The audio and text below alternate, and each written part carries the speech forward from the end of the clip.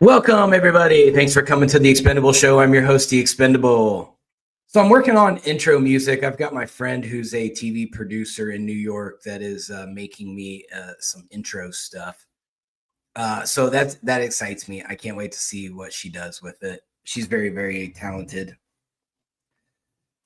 But today, for first comes first, if you like my show, like, subscribe, and ding the bell. You know, do your thing. So I now have on my TikTok. So I'm gonna have to depend on YouTube a little bit more because TikTok has me restricted. I have a restricted profile. So when you go to TikTok and you check your account status, it goes through and it checks like the last 30 videos that you make. So I did that because I was seeing all these other major conservative creators were posting like, hey, we're restricted now. So I did it and I'm restricted. It's annoying. I'm not even like one of the top 10, top 20 biggest conservative contributors on there. I think I've got like 2,000 followers. That's it. So it's very disturbing that that's happening. So when I went down, and I have no bad marks on my TikTok page. So I mean, if that's the route that TikTok wants to go, then now my meeting that I'm about to have with the AI infrastructure congressman Mike Collins here in the next few weeks is going to revolve around, hey, y'all need to do something about TikTok restricting free speech. On top of the other AI issues that I have. So we're gonna nip this in the bud. I'm waiting to see if any of the other creators file any lawsuits, because I'm gonna piggyback on those because I'm tired of getting censored. This platform, YouTube, censors the shit out of me. They just don't circulate my stuff unless I do something that's not political. Then they circulate it. It's stupid. It's the dumbest shit ever. But let's get into the statistics this week. So Doge is up to 130 billion according to their website, which translates to $807.45 per taxpayer. Now on the debt clock that they have on the federal website, it shows a different number, but I'm going to go by what Doge says on their Doge website. Eggs hasn't shifted. We're at 495 where it was 415 under Biden, so we haven't seen anything really change in the last few weeks in eggs. Gas is down again, so we were at 330 under Biden. We're at 315 today. I got gas this morning here in Locust Grove, Georgia, and I paid $2.75 a gallon this morning. The Dow held kind of steady. We're at 41,584. Let's see what else we got on here. The mortgage rates holding right around Biden's. So Biden was at 6.7 for his average of 2024. Today we're at 6.69 according to Zillow. Canadian Prime Minister race. So it's starting to get outside of the margin of error of 3%. Carney's at 41.2%. Pierre Poilievre, he's at 37.8%. And Trump's approval rating is holding steady at around 47.6%. So all these liberal media run around going, Trump is so unpopular, he's failing. The polls aren't showing that. And I use the Real Clear Politics poll because it gives an average of everybody's poll. So can't really beat Real Clear Politics. Is pretty accurate as far as averaging numbers goes. So Trump and Iran are starting to develop a little bit of a beef. Trump is really trying to strong arm Iran into stopping what they're doing. He sent he sent 5 B-2 stealth bombers to Diego Garcia military base, an island out in the Indian Ocean. That is within striking range of Iran, also striking range of the Houthis. So Trump has basically threatened Iran and said, hey, if you guys don't stop your nuclear or redo the nuclear deal, stop your nuclear program, bad things are going to happen to you. They have a 2-month deadline to start negotiations. Iran has stated that they're okay with indirect talks. Whatever, Iran. Just stop your nuclear program. You know you don't have what it takes to even come up against a quarter of our military. So we know you guys are basically playing with tinker toys over there in Iran. So I'm waiting to see how that pans out. I think we're going to see some kind of movement out of Iran this week. I don't know what that will entail. We do know that Iran likes to talk tough, and when they face the United States, they generally will back down and beg for their handouts like they did under the Clinton administration, the Biden administration, the Obama administration, hell, the Bush administration. The only one that really hasn't given handouts to Iran is Trump. So Iran knows that they're in a vulnerable situation, and they've got to deal with Trump for the next 3.5 years. So it would be in their best interest to do some damage control here. And that's my opinion, solely my opinion. So there's that. We have this situation. The Middle East is pretty rough right now. I know Hamas is talking about potentially asking for another ceasefire. I've seen that come across the news feed this morning. So I think that's probably going to happen again. You have the Palestinians are now protesting against Hamas. So everybody in that region is turning against Hamas. So I see there to be some kind of long-term ceasefire agreement that happens.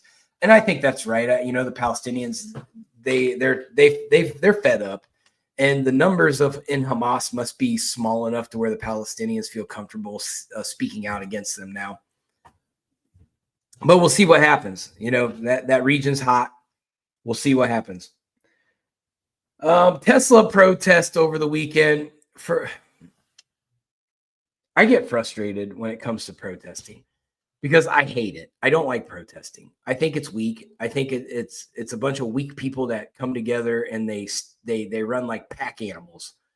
And on top of that, we're finding that there's a lot of money from NGOs that are going to these pack animal groups that are over 200 of them happened over the weekend.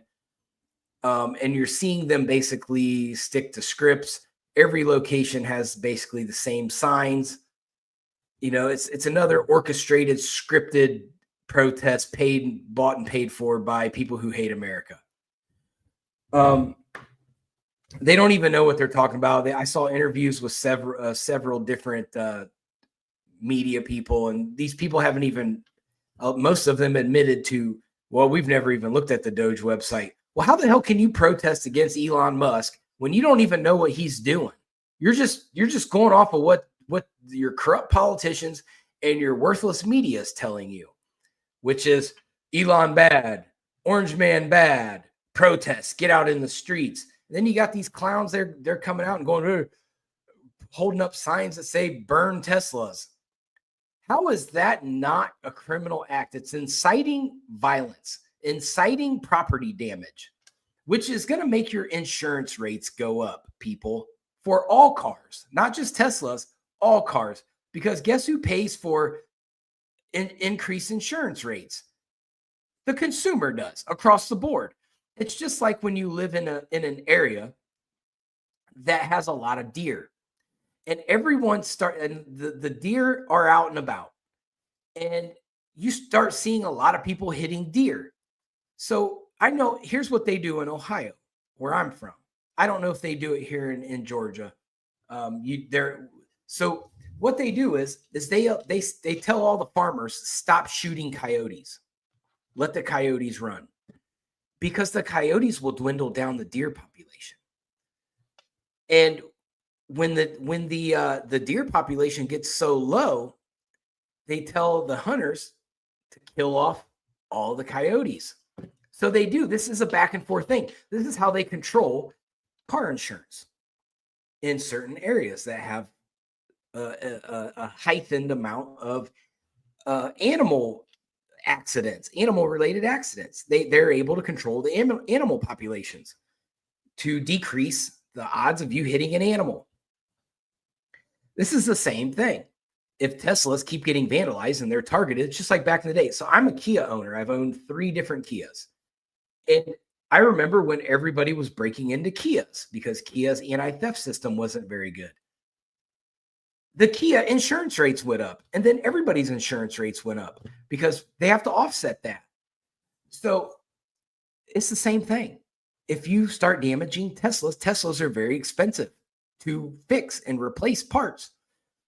Everybody's going to pay for that. So you dumbass liberals that want to go out there and vandalize and catch shit on fire, you're only hurting yourself. On top of that, you have idiots like Mike Walls who's encouraging this behavior up until he got called out. Now he's backtracked on it. But or not Mike Walls, Tampon Tim Walls. Apologies. I'm retracting the Mike Walls because he screwed up in his own right this week. If your last name's Waltz, you haven't had a good week, even on the conservative side. I think I'm not going to talk about that because that's a whole other different spiel that I covered last week.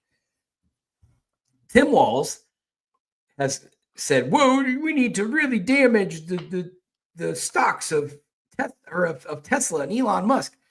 Okay, yeah, okay, you're advocating for that, but then everybody finds out that a lot of the 401ks in the state of Minnesota revolve around the prosperity of Tesla. So not only as you as a dumbass governor and a dumbass politician who has no idea what you're doing, you're destroying your own constituencies' 401ks. So this is what happens when you blindly follow Democrat politicians. They're going to sell you up the river and they're going to let you jump right off the cliff. So luckily, some people dug into that and found it and exposed it. And then Tim Walz had to retract his statements. Whoa, we don't need to. I misspoke. That wasn't something that we should have been doing. Well, no shit. For one, when you do that, you hurt the entire nation.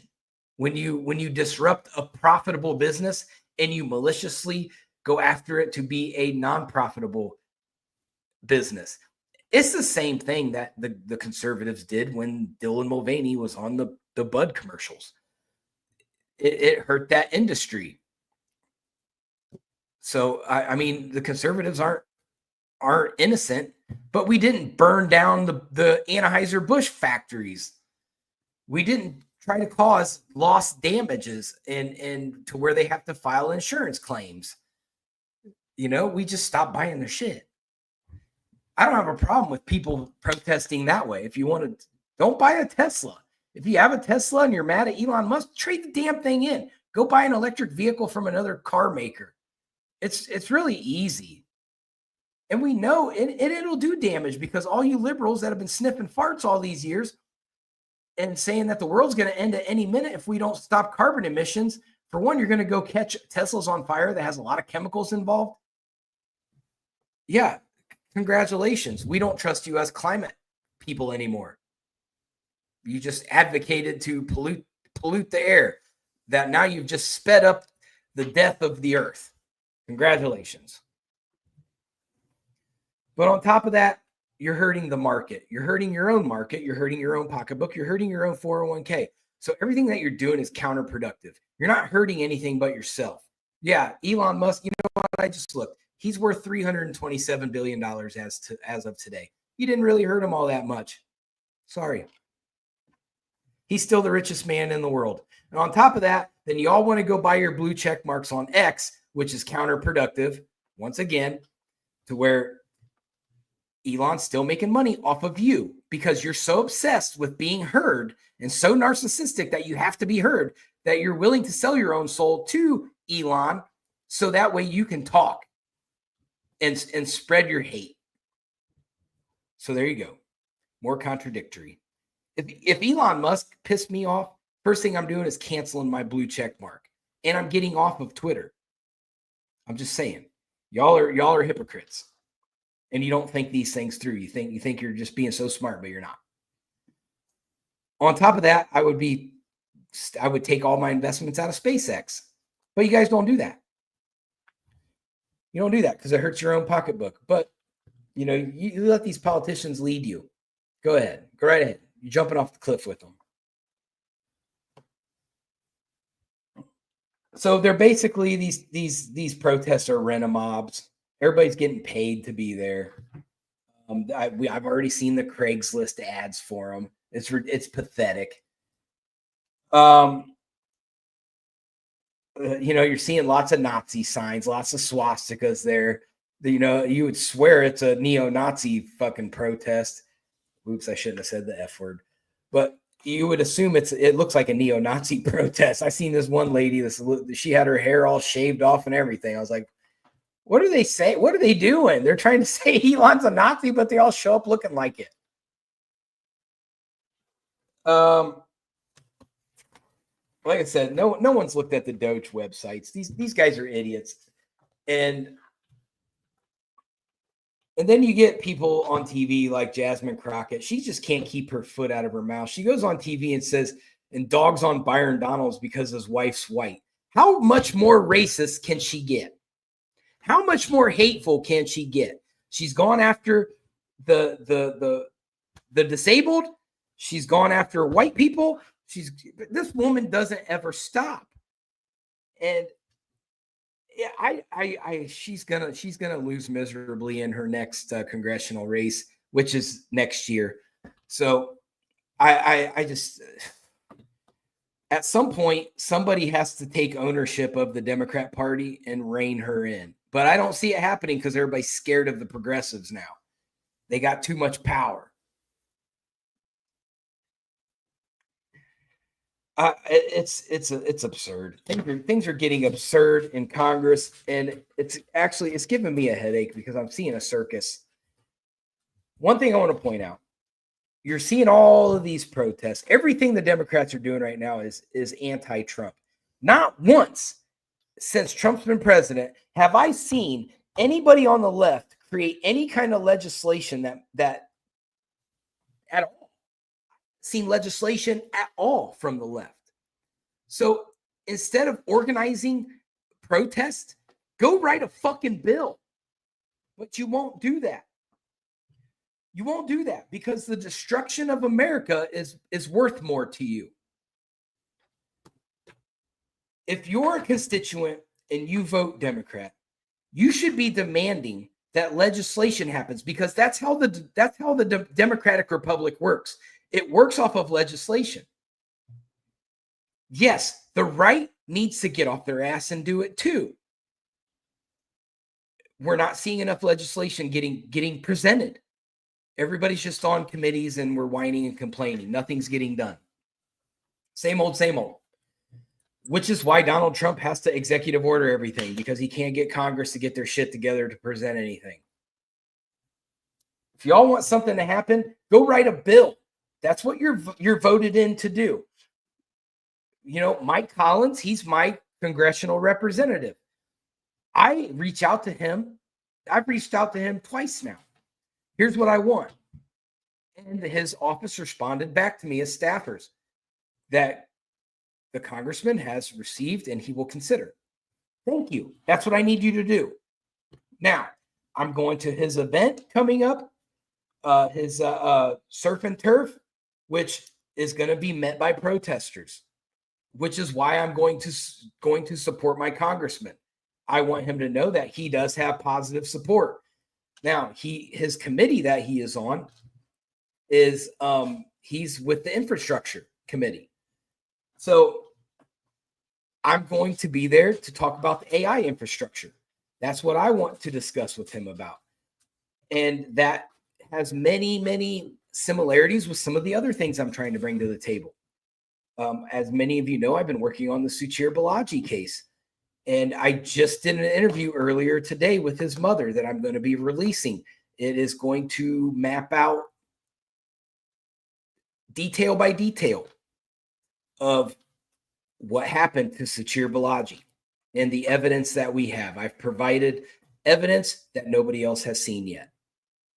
And I'm lucky to have been given that exclusive interview with his mother. No one wants to see the radiology report that tells you exactly what happened to him. That the San Francisco Medical Examiner either has been neglectful or they have covered it up. But we're going to expose it. I'm doing some Candace Owens shit. Candace Owens, you need to play my podcast on your show and then spread this thing everywhere. Same thing with Tucker. So this is a big case. And I'm not going to get into it because I already did. I'm going to release this interview like in the next day. And especially for those of you liberals out there, like you only have like 4 people that watch your podcast. No, I've had thousands of people watch my podcast. The last time I did a Suchir Balaji show, I think I'm up to like 1,200 people that have watched that. I've had over 300,000 people watch a single video I made on TikTok. I think it's up to like 340,000. So people pay attention to what I say. So nice try, wrong guy.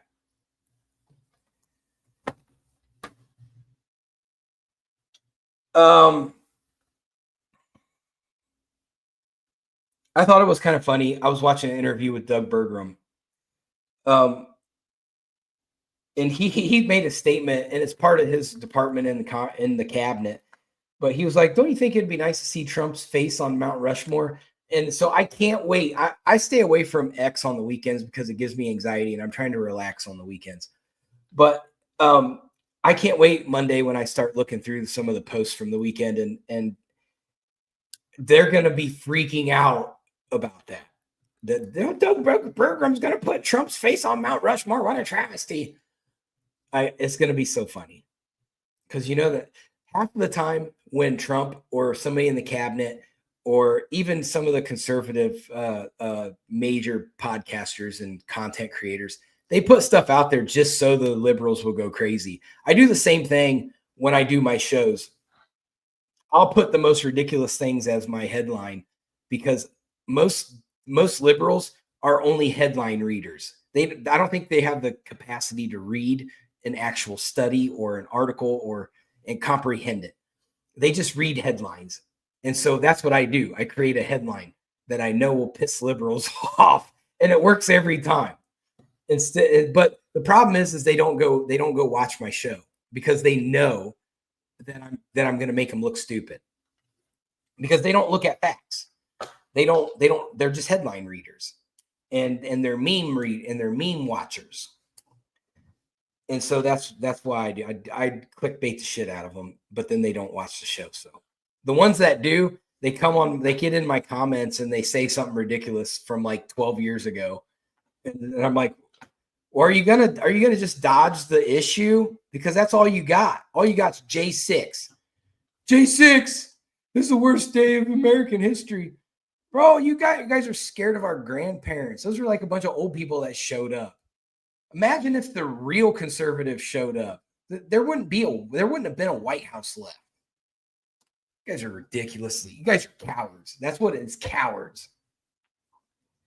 But then you turn around and you go burn shit down. Doesn't make any sense. So, like I said, Israel striking Hamas again. The Palestinians are protesting Hamas. Russia, Ukraine's still working on ceasefires for in Saudi Arabia. They're still working on that. Things are happening. I'm starting to think. So, JD Vance and his wife Ursula, they went to Greenland for a little trip. I really do think that Trump is serious about Greenland. Do I think it's going to be like a military takeover? No, I haven't seen anything that suggests that. I do think there's going to be a negotiation or some kind of deal that Trump's going to present to the people of Greenland to secede from Denmark. I think that's rightfully so. Strategically, military strategic, it's a smart thing for Trump to do. Do I think a hostile takeover is the right way to do it? No. I think that if Greenland says that some of the interviews I've seen, the people of Greenland want more opportunity in their country. So I think that's would be a good thing. I think we could go in there and provide them with more suitable options for living a livelihood. So I think that a deal can get made. So a hostile takeover of it, no. I think Trump's right by saying, hey, there's like a whole section of Greenland that's just covered in ice. We can utilize that for global defense. Who Europe wants a fucking handout every time you turn around. Okay, well, give us a hunk of Greenland so we can keep everybody safe, because you guys have been crying since we decided we're going to pull out of stuff in Europe, and you've depended upon us for global safety. Okay, we want Greenland. Give it to us, and we'll give you global safety. You guys play on our terms. We're not playing on your terms. Europe's a complete failure. Everything in Europe's a complete failure. You have to have, Conor McGregor come into Ireland to help fix your country. It shouldn't take people like Conor McGregor to go in there and fix your country, but you've allowed a massive amount of immigration. England's the same way. London's a disaster. Just today, Keir Starmer tweeted, "We are no longer allowing ninja swords." And why does it come down to getting rid of ninja swords in England? Well, you took all the guns away, so the violence didn't stop. It's actually become more brutal. And now you have to take away ninja swords. So what's next? You're going to take away steak knives. The violence doesn't stop until you get rid of the problem of the violence. It's not the weapons. This is the perfect example of the cause of death. It's not guns. It's the people that hold the weapon.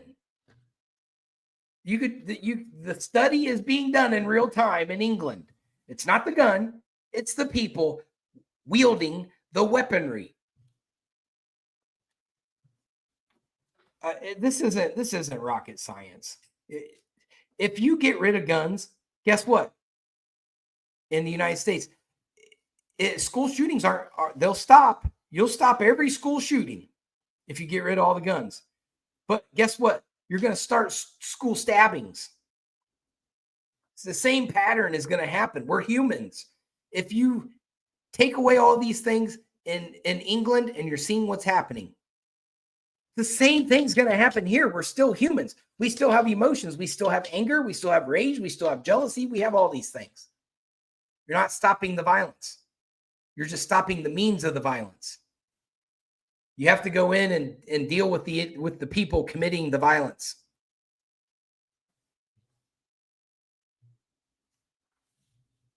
More mental health. We should be investing massively in mental health. We should be making it more easily available, more comfortable for people to go seek mental health. But no, just take the guns away. It solves the problem. Like hell, it does not solve the problem.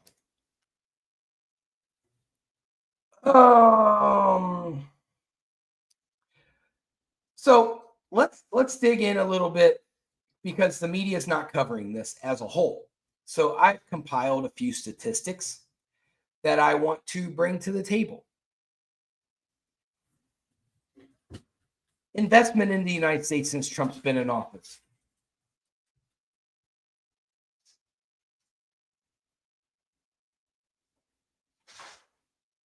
I feel like somebody's robbing me. Oh, it's just Shauna making a virtual or a actual personal appearance on the show. He snuck up on me. I saw my dog get all happy. There she is. So Trump has brought so much business, commitments from major companies to come here. Let's go through them. Johnson & Johnson has pledged $55 billion to invest back into the United States. Hyundai has pledged $21 billion to invest in the United States. NVIDIA, $100 billion to invest back in the United States. Taiwan Semiconductor Manufacturing Company, $100 billion back into the United States. Apple, $500 billion invested back into the United States. United Arab Emirates, $1.4 trillion invested back into the United States. That adds up with just those investments. There's way more. $2.176 trillion invested into our markets. What do you think that's going to do? Why do you think that happened? It's happened because these companies know they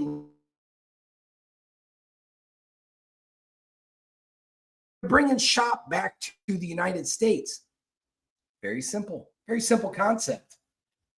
This is why tariffs work. This is the perfect example why tariffs work. For those of you who don't understand and you think that people are just going to stay in the countries and go, well, how are we going to pay these tariffs? No, they're going to, these companies, we're basically saying you pay the tariffs or move here. And they're seeing these major companies move here. A lot of Canadian companies are closing shop in Canada, moving here. Same thing with Mexico, moving here. Very simple concept. Very simple concept. The tariffs are working. We're not going to take this huge hit like everybody says. You're going to see the stock market negatively react to it because that's what it does. The stock market is so sensitive to adjustments, but then you'll see it massively jump up when they realize the adjustments weren't necessary. And you'll see that here pretty soon. So Trump has actually brought $2.1 trillion worth of jobs to the United States. Oh, he's such a bad president. So we need to keep that in mind. These things are going to happen, and we need to wait them out because the economy, that's right, Colin, America first, bitches. That's what happens. I'm all for it. The tariffs, it does make me nervous to see, but then I have to look at the broad spectrum of things, and then I have to go, okay, the tariffs are actually working. Now, the tariffs will go into effect. The reciprocal trade does go into effect this week. So it's going to be interesting to see who pulls off some last minute deals. I see India jumping in there. Europe, I see some European countries are going to jump in there. I'll guarantee it. Trump has been talking with Prime Minister Carney in Canada. I'll guarantee you a deal gets made. You're going to see these guys with their last minute deals because they don't want to pay the tariff, but they got to come off of something. They're not just going to get this for free. So we'll see how that transpires. I'm going to be paying close attention to it. Also, baseball has started, and I'm excited. I know usually I do nothing but political stuff, but baseball, I'm excited. I love baseball. I'm a baseball fan. I played baseball in high school. My brother did. We're a baseball family. So I'm going to go down through some of my teams.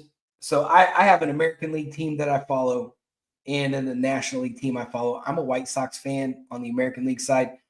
So we were the worst team in baseball last year, but we're 1-1 this year so far.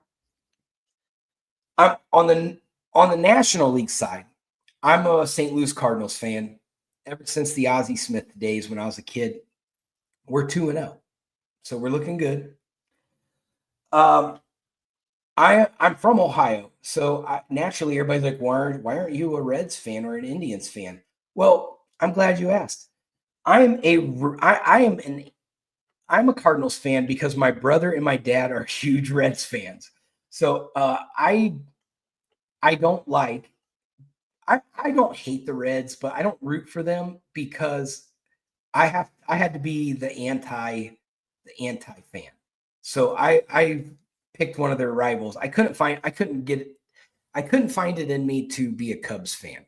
I just couldn't do it. I hate their colors. I hate their field. I don't like their uniforms. And every year they're going to win the World Series and they never do. They're like the Browns of baseball.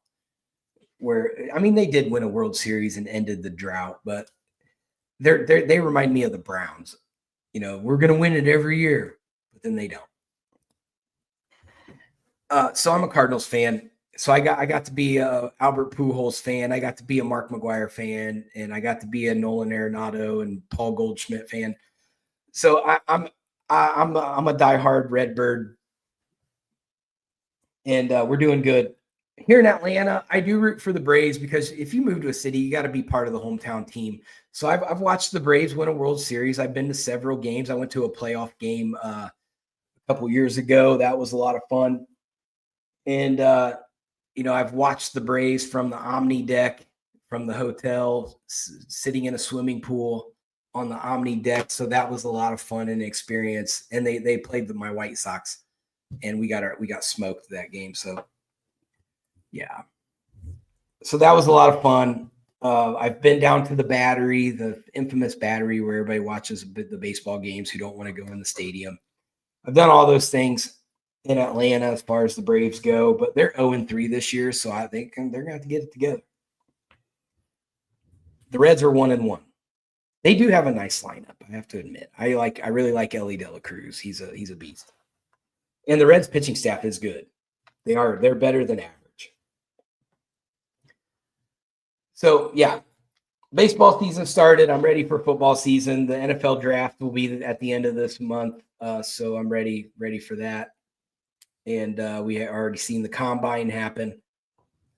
So sports, I'm ready. I'm ready for the spring and summer sports to start happening, so things can happen. I'm working on. I want to do an Ohio State preview. I'm going to get one of my buddies that's a huge Ohio State fan to come on, and we're going to break down the Buckeyes on a special edition. But watch out for my special edition interview that I did with Suchir Balaji's mom that I did earlier today. It's being edited right now, and then I'm going to release it. And I feel like it's going to probably spread around pretty quickly.